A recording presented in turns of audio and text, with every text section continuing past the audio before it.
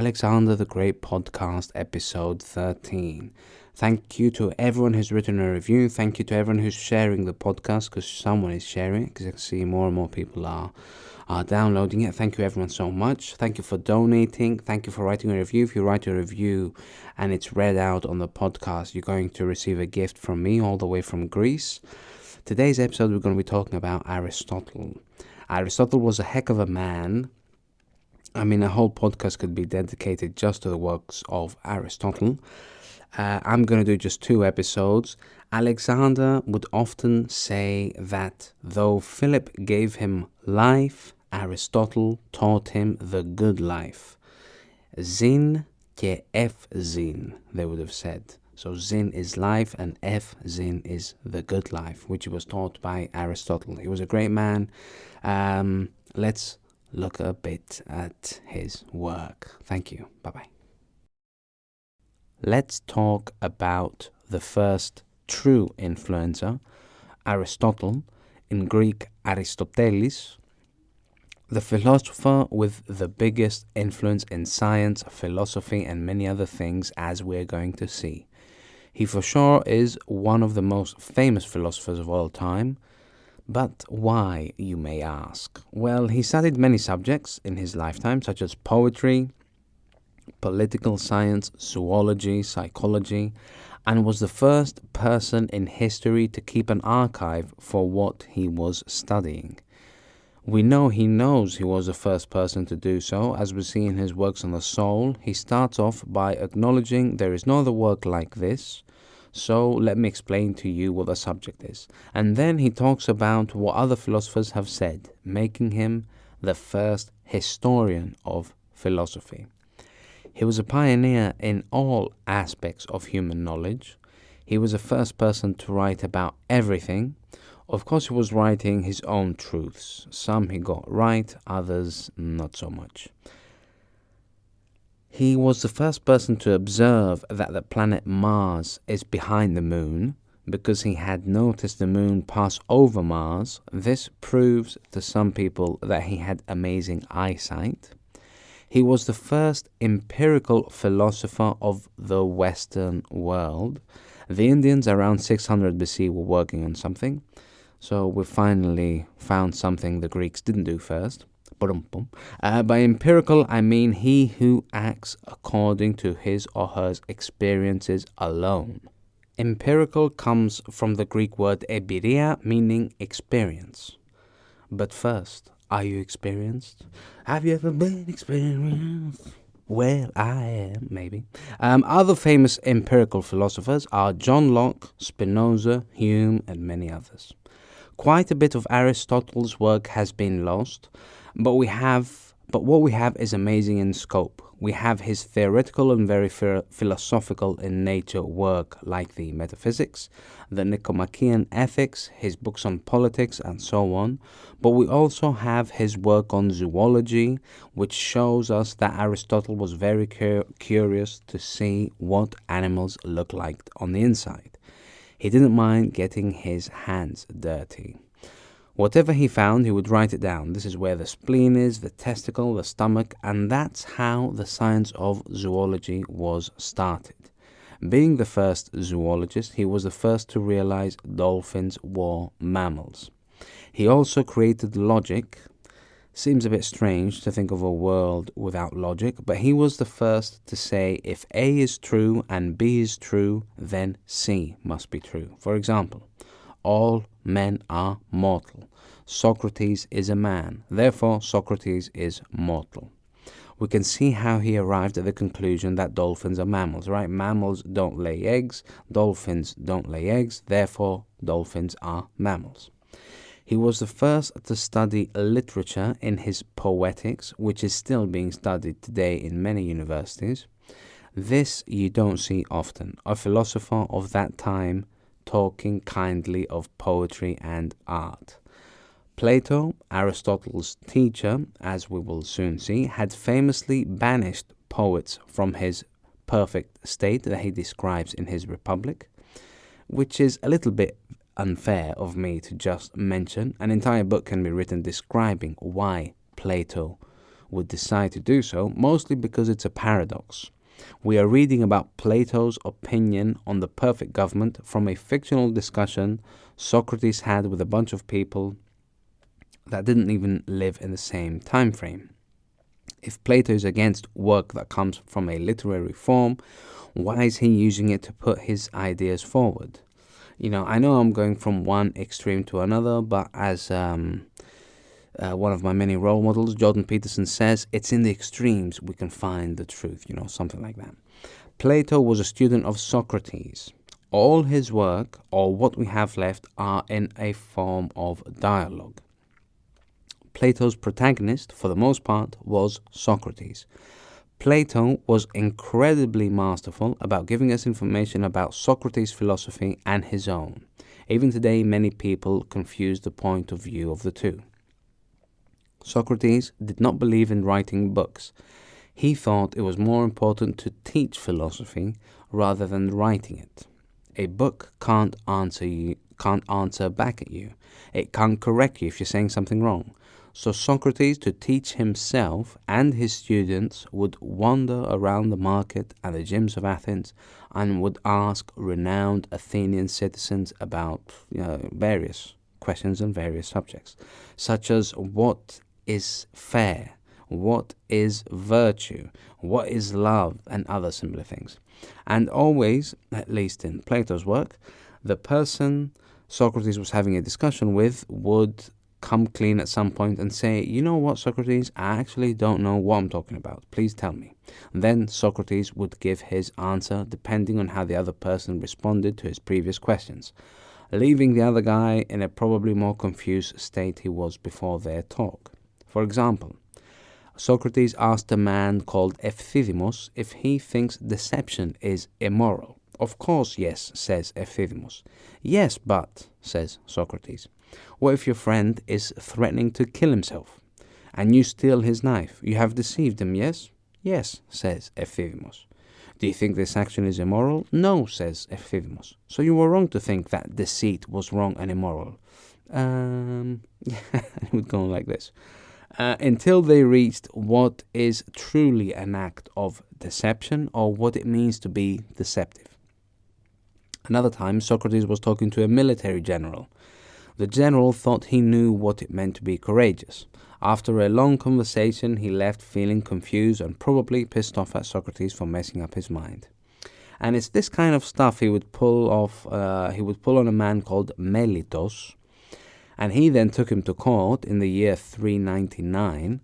Socrates was 70 years old and was accused of corrupting the minds of the youth, which, as I've said before, probably means he was fucking them and not giving the appropriate attention to the city's gods. Even though he could have convinced the jury of his innocence, he definitely had the brain power to do so. He decides to play it crazy and he says, I have taught the brightest minds of Athens. I should have my meals paid by the state. You are lucky to have me. Looking back at it now, he was right. He was the most important philosopher of his time. So much so that any philosopher before him was simply known as pre-Socratic, as a pre-Socratic philosopher. As Cicero said, it was Socrates who brought philosophy down from the heavens. In the end, the Athenians didn't agree with him and forced him to commit suicide by drinking a poison made out of hemlock. All his students loved him dearly and continued to spread his teachings. We today still have the works of Xenophon, Xenophanes in Greek, and Plato or Platon in Greek. And also it's Socrates. It's not Socrates, Socrati. And now let's talk a bit about Plato. A man by the name of Alfred North Whitehead has beautifully summed up Plato's influence on the world of philosophy. He said, the safest general characterization of European philosophy, of European philosophical tradition, is that it consists of a series of footnotes to Plato. Plato thought there was a second world. So, along with the world we live in and talk in and feel and fuck and do all the other amazing great things we do, another world that can't be touched. It's not a material world, so we can't actually see it, but we can form it in our minds. Plato's world of forms. For example, think about a triangle. Now, you can't see in nature the perfect triangle that's in your mind, but simply the fact that you can see it in your mind, you can then draw it, measure it, and do a bunch of other things. This triangle exists in your mind. The image of that triangle, Plato would say, it exists in the world of forms. In Greek, he would have said cosmos ton ιδεών, which translates as ideas, so the world of ideas, but everyone is saying world of forms, so I'm sticking to that. So, in the form or idea of a triangle, it's much easier to study and come to conclusions about triangles, so you can study it and understand it better. So if it's better to study and understand geometry and maths in the world of forms, we should do the same with everything we encounter in everyday life. For example, what does it mean to be fair? We would be better off studying what is fair in the world of forms, because we would understand it better rather than waiting to find it in the real world. One of Plato's famous stories is the allegory of the cave, which we see in his Republic. If we were to imagine a cave with men in it, men that are bound, so they're tied up and have no contact with the real world, the only thing they see is light that is controlled by guards. So the guards, being nice people, decide to entertain the prisoners. So they make animal shapes and other things. So they take these shapes, hold them in front of a fire. The shadow they create falls on a wall, and this shadow then becomes reality for the prisoners. If one of those prisoners managed to break his chains and go to the real world, he would see, after his eyes would get used to the sunlight, that the shadows aren't the real world. He would look at the sun and know that is what's responsible for the shadows. If he was to then return to the cave to set free the other prisoners, he would have forgotten what it's like to see the shadows and think this is reality. The other prisoners, who are still stuck in the cave and are unable or unwilling to escape, would think he is mad and would violently push him away so they can stay in their world. We, as humans, are the prisoners, with the few senses we have. We understand the world however we understand it. We cannot understand the real world because we can't actually see it. And this is where we have the biggest difference between Aristotle and Plato. Aristotle believed the real world, so what we see with our eyes and touch with our hands is the world we have to study, and not the world of forms. That's why almost half of Aristotle's books are about biology and animals. Raphael's painting, The School of Athens, does an amazing job at summarizing each man's philosophy. I have a picture on Facebook you can see, or if you can just Google The School of Athens by Raphael, it should come up. Plato is pointing his fingers towards the sky, so the world of forms, and Aristotle towards the earth. Aristotle's books are named according to what he's going to talk about. You know you're reading about meteorology because you're reading Aristotle's book called Meteorology. When you're reading his rhetoric, you know you're reading a book that is studying the art of rhetoric. His Nicomachean Ethics and his Euthemian Ethics are books that are going to study if you want to learn more about ethics. This is completely different to what Plato did. He would write about what ethics is, amongst other subjects, and he would usually name his books depending on who are the main characters, such as Phaedon, Gorgias, Memnon, and many others. Of course, there are the famous exceptions like the Republic, the Symposium, and the Laws. So, having said all that, let's look at who this Aristotle guy was. Vroom, can you hear a motorcycle go? Vroom, vroom, vroom. It's like he's farting along. We get a lot of those in Greece. Anyway, who was Aristotle? Aristotle, he was a son of a doctor. And not just any doctor, but doctor to the king of Macedon. Amindas II, father of Philip, so Alexander's granddaddy. It is indeed very possible that Philip and Aristotle would hang around. You know, they would be buddies when they were little. or at the very least, they were aware of each other's existence. Aristotle's dad was named Nicomachos and his mom Festiava, and he was born in Stagira.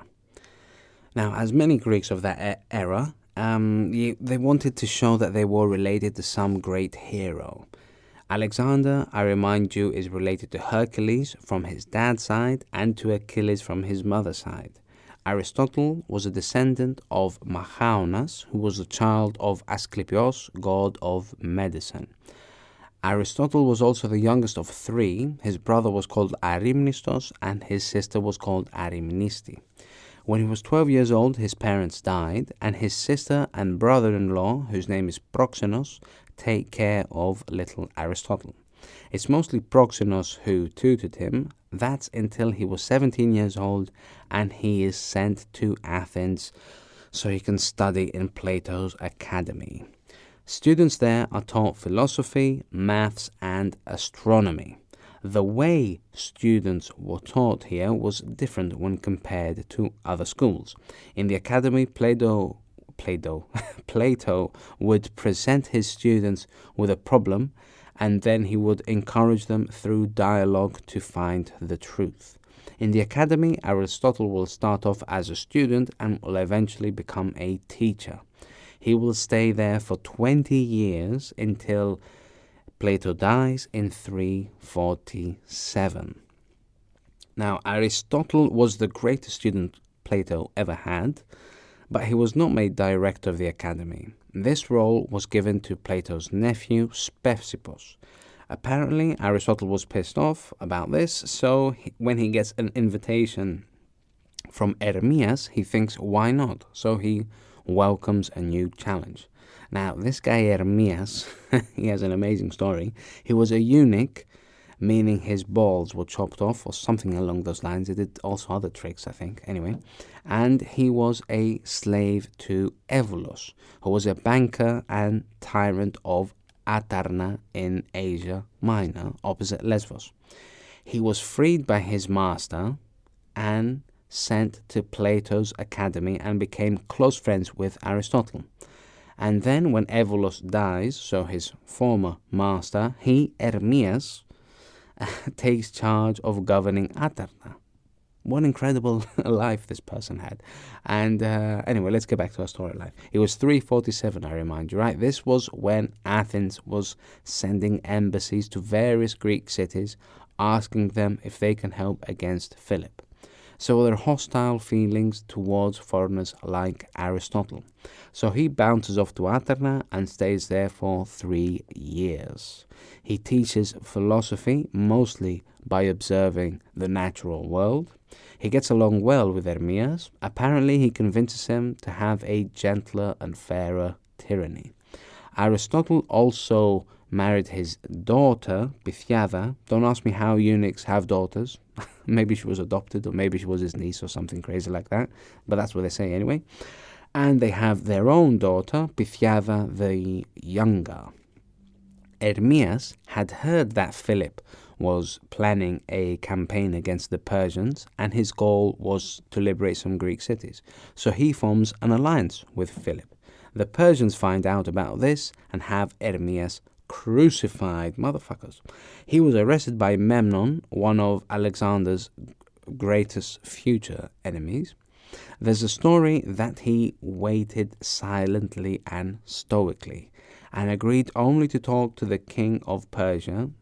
And then he only said, when apparently he met the great king, he only said a single phrase: "Tell my friends and companions that I haven't done anything that would go against philosophy." Yeah, that's a nice story, but I doubt they had the king come all the way over from Persia just so Hermias would have that one amazing line. But fear not, he had managed to tell Philip that he should hire Aristotle as young Alexander's tutor. Aristotle left Atarna before the Persians arrived and went to the opposite island, Lesbos. He's going to stay in Lesbos for 2 years. He spends most of his time studying the creatures of the sea. He would note his personal experience with each animal by dissecting fish, mollusks, clams, anything he can get his hands on, along with the knowledge of local fishermen. This Plato would have never done. He thought only philosophers had the ability to search for the truth and not ordinary people. Aristotle wrote, "Those who have close contact with nature's phenomena are better at defining those principles, seeing that they may associate them by covering a wider spectrum." And just like that, the science of biology was created by placing each animal in groups and species. He had the help of his then wife, Pythiada, who specializes in biology and embryology. While he's in Lesbos, he's going to meet his very good friend Theophrastos. It has been said that these two had a homophilic relationship, but it hasn't been proven. In 343, Philip asks Aristotle if he would tutor Alexander. He agrees, but first he has to rebuild Stagira. Philip says, okay, he destroyed it, he might as well build it back up. We don't unfortunately have information about what Aristotle taught Alexander. We know the classes were held not in Pella, Macedonia's capital, which you can't really deny would be a more comfortable place. He takes the gang, so Alexander's friend, Ptolemy, Nerchos, Festionus, and many others, so not just Alexander, to Mieza, a shrine of the nymphs, more specifically Midas' garden. And yes, King Midas, that crazy king who wished that anything he touched would turn to gold. His dad, Gorgias, comes from Macedonia. It's a long story, but anyway, yes, somewhere around there, and it's all connected. From Plutarch, we learned that it was Philip's idea to have them take lessons so far away from home. Google shows us that it's an 8-hour walk, probably to have Alexander take a break from his mother. The two, Philip and Olympiada, are not having the best of times. Their marriage is going through tough times. She is demeaning Philip in front of Alex, so he's like, well, fuck you, bitch, I'm taking him away from you for a bit. Philip was getting ready to campaign in Thrace. He was going to be gone for a while. Maybe he was concerned about leaving Alexander with his mom for such a long time. Leave them alone long enough and they could plot an assassination against him, possibly. Alexander's tutoring under Aristotle will last 3 years. Philip will eventually call for Alexander so he can be put second in command, answering only to Philip. As I've already said, we don't know what Aristotle taught Alexander. Also, we can't be sure that what Aristotle has written now, so what we have from him today, is what he thought then and what he taught Alexander. We know the lessons were done while walking. This is what Aristotle liked, hence the name of his later school, the Peripatetics, peripatitiki in Greek. Peripatos means walking. Also as a term, peripatetic is associated with Aristotelian philosophy. But there's nothing stopping us from studying Aristotle's philosophy and get an idea about what they were possibly learning. So from 343 to 340, he was teaching Alexander. From 340 to 336, we don't have much information about his life.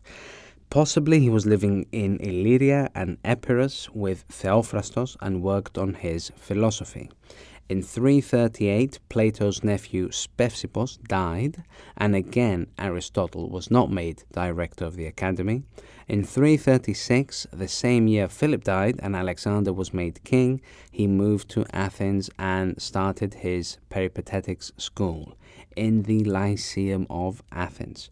Most people say Aristotle's Lyceum, but as a term it was already being used. The Lyceum was a temple of Apollo that was born of a wolf. The Greek word for wolf is lykos. As a location, it was used by Plato, Socrates, and Isocrates to have philosophical discussions, and it was also used as a gym. But with a loan from Alexander, some say it was equivalent to $4 million, Aristotle opens his very own school. Contrary to Plato's academy, which you would have to pay to be able to attend, Aristotle offered a number of lessons for free, and only a selected few courses would be available to paying students. It was never really seen as a better school when compared to Plato's academy, but it was close. While Alexander campaigned in Asia, he would be in contact with Aristotle. He would send him various animals and plants. His goal was to give his curious old tutor something to study, which I'm sure he appreciated, but the result was the creation of the world's first herb garden and the first zoo. Talk about a happy accident, right? In the next episode, we're going to look more specifically at some more specific works of Aristotle. See you next time. But let's read the winning review for this episode. The title is Charming, Informative, and Occasionally Hysterical. The story of Alexander the Great told by a Greek is a terrific spin on the history we've already been exposed to.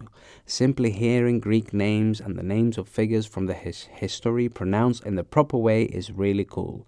When you add in the fact that the host is charming and knowledgeable and often utterly hilarious when he lapses into British and American slang in trying to describe circumstances of the moment in the ancient world, you have an absolute winner of a podcast. Wow, thanks, man. One note for parents who might have younger listeners in the house: there is profanity in this podcast. Hell yeah. Sprinkled in here. Like spice, sprinkled here in there like spice. Thanks, man. But most of it is used to make a point. Thank you. I drop my own share of F-bombs every single day, but I thought I'd mention it for anyone who has a very young listeners. Yes, absolutely. Who would be interested in the subject matter. 5 stars. Thank you. Bazui Mag, I wish I could pronounce that. Anyway, from the United States of America. Send me an email, alexandros.cast@gmail.com, or you can find me on Facebook, Alexander the Great Podcast. Thank you very much. What an amazing review. Thank you. See you in the next episode, guys. Bye-bye.